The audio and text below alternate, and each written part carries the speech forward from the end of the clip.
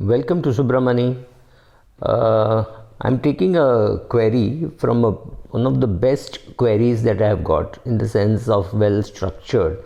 His name is Ravi Kishore Pulukuri. Okay, he's not said don't mention my name, and therefore I'm taking the liberty of naming him. And here, let me read. I've been watching your blog, and I'm a great fan of your teaching, etc., etc. And he said, where you appreciate the application of mind and financial aspects. This is very well written line. That is exactly what I'm trying to make you do. I am not trying to teach you what to do. I don't think I can teach anything to anybody, but I can help you in your learning journey. And I have nothing to sell except my books and my lectures. So Ravi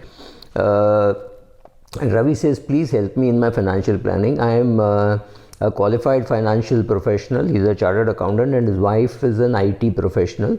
Both work in MNCs, and they have a take-home pay of 1.2 lakhs per month. So doesn't matter whether it is 60, 60, 80, 40, it doesn't really matter, but he has 1.2 lakhs, and he has spoken about that 1.2 lakhs.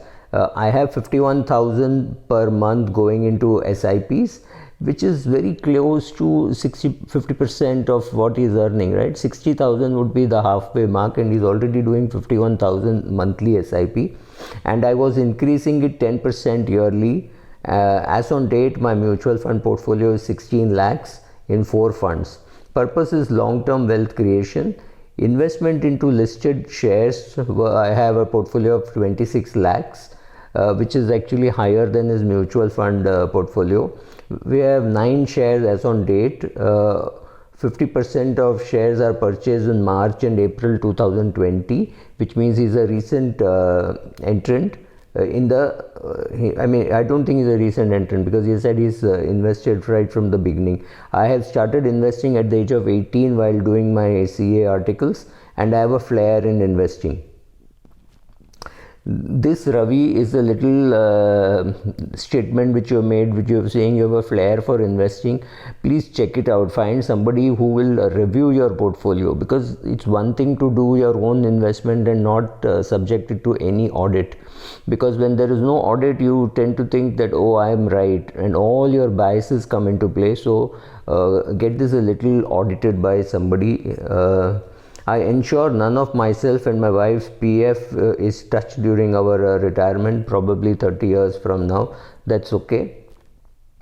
We have a health cover in the office, and apart from it, I have a family floater with 10 lakhs, and we are expecting our baby in April. We will have only one child. Me and my wife have a term cover of 1.5 crore each. This term cover, maybe you're covering each other. Make sure that in case your parents need any kind of support, make sure that you have one insurance covering your parents, because nobody tells you that they need money. It is for you to find out. Also, Ravi, you're very young. You're only 28. So I'm assuming, let's say your father is only 58. Your father could live another 32 years, right? So if something were to happen to you, check out whether he will have enough money for the next 32 years without having to worry about anything. If you think he won't have, then take a 20 lakh life insurance with your parents as the nominee, right? If they are living together, then obviously it could be either parent. But in case of parents who are living separately, that also happens in some cases. In that case, take 10 lakhs with your father and 10 lakhs for your mother. Make sure that they have adequate medical insurance. They obviously don't need term insurance because you've started earning. He also says he will not, he stays in a rented house in the metro, and no intentions of buying a house. Since I will inherit from my parents, I spend 40k per month towards household expenses and books and publications. This is one of the best mails that I've received, because he has not burdened me by saying, I chose this fund, I chose that fund, and what do you think of this fund? I'm not here to comment about the funds, nor am I here to tell you exactly what to do. Broad guidance is what anybody can do. Don't ask a journalist questions like what should I do, what kind of portfolio should I build, those are all questions you should answer yourself. Journalists are perfectly incompetent to guide you about portfolio construction and all that. I've seen enough journalists who make a big mess of their own personal finances. So they are at every point they will tell you something and then contradict themselves also. They have to only look smart on the day. I have to look smart on the day I say it. I'll say ye le lo, or things like that. You have to make money on that transaction, right?